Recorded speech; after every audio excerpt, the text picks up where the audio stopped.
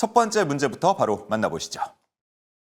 네, 현재 시청자분들께서 테이버 전문가 협조적으로 변했다 이렇게 이야기를 남겨주고 계신데요. 문제풀이에서는 언제나 협소적이었으니까요. 오늘도 꼼꼼하게 문제풀이 출발해 보도록 하겠습니다. 그럼 저희가 준비한 첫 번째 문제지 함께 넘겨보시죠. 네, 미증시에서는 나스닥, S&P 500까지 신고가 랠리를 이어가고 있습니다. 하지만 국내 증시는 혼조세를 보이고 있는데요. 계속해서 관세 불확실성이 커지면서 현재 투자자들도 관망세가 이어지고 있는데요. 이에 따라서 거래량도 눈에 띄게 줄었다고 합니다. 일일 거래량으로 봤을 때 오늘이 4개월 중 최저치였다고 하는데요. 여기에 더해서 또 하나의 산이 있죠. 이제 상호관세 유예 만료일 단 일주일 앞으로 다가왔습니다.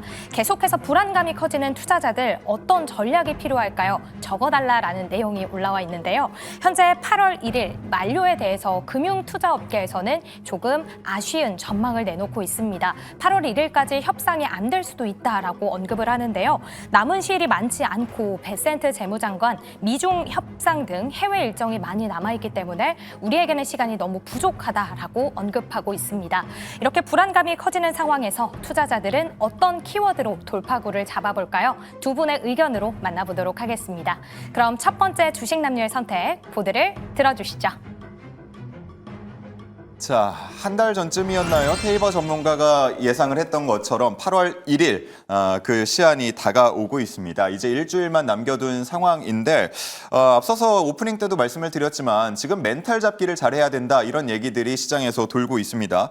6월까지만 해도 남부럽지 않은 상승률을 보였던 우리 증시였는데 최근에는 좀 지지부진한 흐름들을 보이고 있어서 참 어렵다 이런 얘기들 많이 하고 있는데요. 과연 어떤 마음가짐이 필요한지 두 분의 이야기 한번 만나보도록 하겠습니다.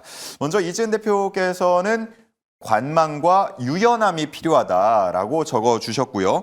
테이버 전문가는 단타 이렇게 적어주셨습니다. 자, 이번에는 테이버 전문가 얘기를 먼저 한번 들어볼 텐데요. 지금은 단기 트레이딩, 단타로만 대응을 해야 되는 시점입니까? 지금 시장이 과연 우리가 먹을 게 많은 시장인가라는 걸 놓고 보시면은 먹을 건 별로 없다라고 볼 수 있는 시장이죠. 그렇기 때문에 이 부분에 있어가지고 아무래도 단기 트레이딩, 뭐 짧게 보고 말 그대로 차트 보고 기술적으로만 접근할 수 있는 그런 종목들. 앞서서도 LD 디스플레이 말씀해 주셨는데 지난주, 지지난주부터 계속해서 보시면은 국내 이제 시장에서 우리가 6월 말이었죠. SK 이노베이션부터였습니다. 이게 기관들이 보고서를 내고 거기에서 기관이나 외국인이 장 초반에 이렇게 매수세가 들어오면은 그게 그날의 주인공이 되고 문제는 그러고 난 뒤 한 일주일 뒤에 보면은 다시 이렇게 꼬꾸라지는 모습들을 보이는 게 반복적으로 나오고 있습니다. 그래서 우리는 순환매라는 이야기를 하고 있지만 그런 부분에서는 짧게 기관 외국인들도 짧게 치고 빠지는 그런 장이기 때문에 개인 투자자 같은 경우에도 계속해서 좀 짧게 치고 빠지는 게 맞다라고 좀 말씀을 드리고 싶고 미국에서도 마찬가지로 그렇기 때문에 밈 주식이 많이 움직이고 있습니다. 그래서 이런 부분에서는 지금은 아무래도 지수 부담감에 대한 이야기를 많이 하고 있는 상황이다 보니 이렇게 되면은 단타로 시장을 대응하는 게 맞지 않을까 이렇게 말씀을 드릴 수 있을 것 같아요. 네. 지난번 저희가 계속해서 이제 투자 전략에 대한 질문들을 두 분께 드리고 있는데 앞선 2주 동안은 현금 보유에 대한 얘기를 두 분께서 공통적으로 강조를 해 주셨거든요. 약간 바뀐 겁니까? 아니면 단타라고 오늘 써주신 이유 궁금한데요. 단타에 몇 천만 원씩 태우는 분은 없지 않습니까? 비중을 적게 단타라고 해서. 하면은 500만 원, 1000만 원 가지고 이렇게 들어가서 이렇게 1%, 2% 왔다 갔다 하면 10만 원 벌었다, 10만 원 잃었다 하는 게 단타기 때문에 그런 부분에서 단타라고 말씀드리는 거는 현금 보유랑 같은 의미라고 해석하시는 게 맞다. 이렇게 말씀을 드리겠습니다. 예, 시장을 그냥 두고만 보기에는 너무 심심하고 재미가 없고 약간은 좀 아쉬울 때 뭐라도 해야 돼요. 그럴 때 뭐라도 할 때 단기 트레이딩으로 대응을 해보자라는 게 테이버 전문가의 전략이었고요. 자, 그런가 하면 이지은 대표께서는 관망과 유연함을 적어주셨는데 각각 어떤 의미입니까? 네, 일단 관망에 대해서는 사실 관세 관련돼서 저는 좀 긍정적으로 마무리가 될 거라고 개인적으로는 생각을 하고 있는데 끝내. 네, 우리가 생각하지 못한 변수들이 너무 많고 또 특히 우리나라 같은 경우에는 지금 일본과 경제 상황이 다르기 때문에 예. 녹록하진 않은 부분들도 있어서 변동성을 그 기간 안에는 계속 좀 유발시킬 수 있다라고 판단이 들어서 빠르게 대응을 하기 어려우신 분들은 관망이 더 맞지 않나라고 생각을 하는 부분과 유연함 같은 경우에는 저도 이제 특정 섹터나 이런 부분들을 봤을 때 약간 생각에 갇혀 있는 부분들이 있어요. 그러니까 특히 휴대폰 관련돼서도 아까 이야기를 드렸지만 아이폰 그리고 휴대폰 부품 관련주들 최근 시세가 좋았지만 항상 이야기 나올 때마다 추세가 좋지 않았고 상승이 그렇게 나오지 않았어요. 관련된 그렇죠. 소식이 나올 때마다. 그래서 어떻게 보면 지금 편협한 좀 생각을 하게 됐고 매수의 기회나 이런 부분들을 좀 놓쳤던 부분들도 많이 있었는데 철강 같은 경우에도 마찬가지라고 생각을 하고 있고 지금 다양하게 시장의 변화에 있어서 좀 유연하게 대응을 해야 되지 않을까라고 생각을 하고 있고요. 뭐 조선 방산도 이제 실적에 대한 모멘텀이 있긴 하지만 우리가 워낙 뭐 고점에 대한 부담감이나 이런 부분들 때문에 그동안 좋은 거를 알면서도 항상 좀 외면하는 그런 부분들도 가져갈 수밖에 없었던 부분들이 있었는데 뭐든지 좀 지금은 생각을 유연하게 가져가야 되는 시기인 것 같습니다. 우리가 앞서서 어떻게 될지를 판단하기는 어려운 시기인 만큼 그만큼 생각을 좀 넓게 가져야 되는 시기가 아닐까라고 생각이 들어서 저도 항상 유연하게 좀 생각을 하려고 노력을 하고 있는데 예. 시청자분들도 유연한 생각을 하시면 좋을 것 같아서 한번 유연함이라는 글자를 적어봤습니다. 네, 이 관망이라는 두 글자를 본 시청자분들 가운데 그렇게 생각하는 분들도 계실 것 같아요. 그러면은 관세 협상 결과가 다 도출되고 나서 무언가 투자의 방향성을 잡으면 나만 또 뒤처지는 거 아닌가, 나만 늦는 거 아닌가라는 생각이 든다면 어떤 얘기를 해주시겠습니까? 그렇게 된다라고 했을 때 그럼 우리가 투자할 수 있는 관점에서 보면 지금 자동차 관세에 대해서 가장 기대를 할 수가 있기 때문에 선제적인 투자를 한다라고 했을 때는 뭐 현대차라던가 이쪽으로 매수를 할 수는 있겠지만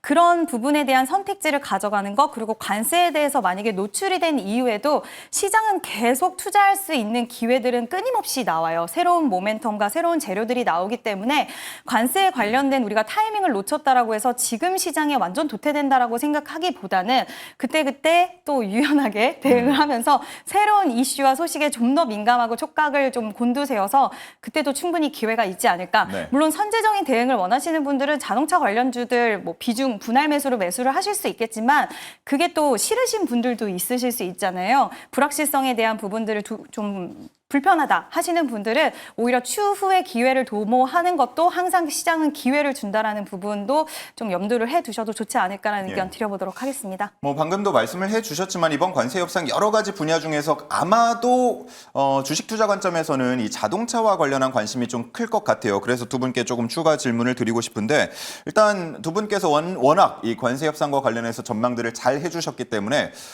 테이버 전문가님 이번에 일주일 안에는 무언가 결과는 나오긴 나오는 겁니까? 어떻게 전망하고 계세요? 일단은 결과는 나와야 되는데 지금 이번 주 지난주였죠. 지난주에도 이야기가 나온 게 지금 뭐 인도 같은 경우에는 대놓고 9월, 10월에 우리는 협상하겠다라고 못을 박아놨습니다. 그래서 그런 부분을 놓고 보시면은 일단은 제가 뭐 나중에 다음 주 일정에 대해서도 말씀을 드리겠지만 다음 주 7월 31일입니다. 다음 주 목요일이죠. 목요일 밤에 우리가 가장 이제 중심적으로 체크해야 될 것은 그래서 트럼프의 관세는 합법입니까? 불법입니까? 일단 그거를 일단 체크를 해야 되는 상황이기 때문에 그러고 난 뒤에 또 대법원에 어쩌고저쩌고 이야기가 많이 올라갈 거예요. 예. 그래서 이런 부분에 있어가지고 일단 뭐 어제 이야기를 했습니다. 관세율은 상호 관세율 10%가 아닌 15%에서 50%로 가겠다 이런 얘기가 나왔었고 그러면은 이제 시장에서는 이런 부분에서 또 인플레 우려가 얘기가 나올 수밖에 없습니다.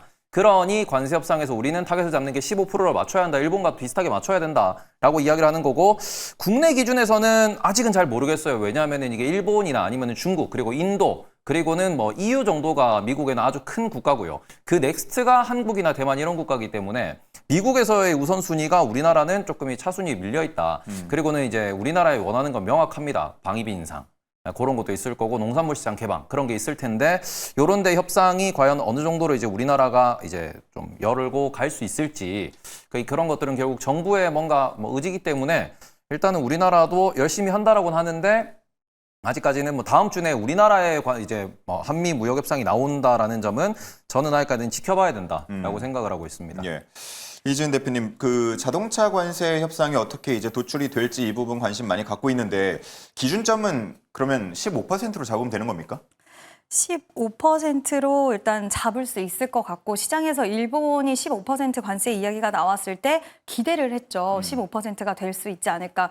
근데 되지 않는다고 한다면 지금 경쟁력에 대해서 뒤처질 수 있기 때문에 특히 우리나라 현대기아차는 지금 북미 시장에 대한 모멘텀이 상당히 큰 상황인데 여기서 가격 경쟁력을 잃게 되면은 심각한 상황입니다. 그래서 예. 어떻게든지 15%로 맞춰야 되는 상황이 아닐까라고 보고 있고 그렇게 됐을 때는 오늘 현대기아차 약간의 조정 흐름이 나올 나오긴 했지만 다음 주에는 좀 좋은 모습 결정이 된다라고 했을 때 좋은 모습 나타날 것 같고 가격적인 메리트도 갖고 있고 또 앞서서 말씀해 주신 것처럼 뭐 배당에 대한 매력이라던가 주주 환원에 대한 부분들도 가지고 있는 기업이라서 아마 상방에 대한 탄력도가 좀 강하게 이어지지 않을까. 그래서 잘 좀 마무리가 됐으면 좋겠습니다. 예, 이전에 했던 얘기들 보면은 다른 나라와 경쟁국과 비슷한 수준으로까지만 하면은 네. 우리가 손해는 안 본다. 뭐 이런 기조가 있었기 때문에 이 15% 정도로 합의가 이루어지는지 한번 봐야 되겠고요. 만약에 그보다 그 이상 25%와 15% 사이에서 결정이 된다 그러면 이 자동차 종목들에 대한 주가 흐름을 한번 예의주시해 봐야 할 필요가 있겠습니다.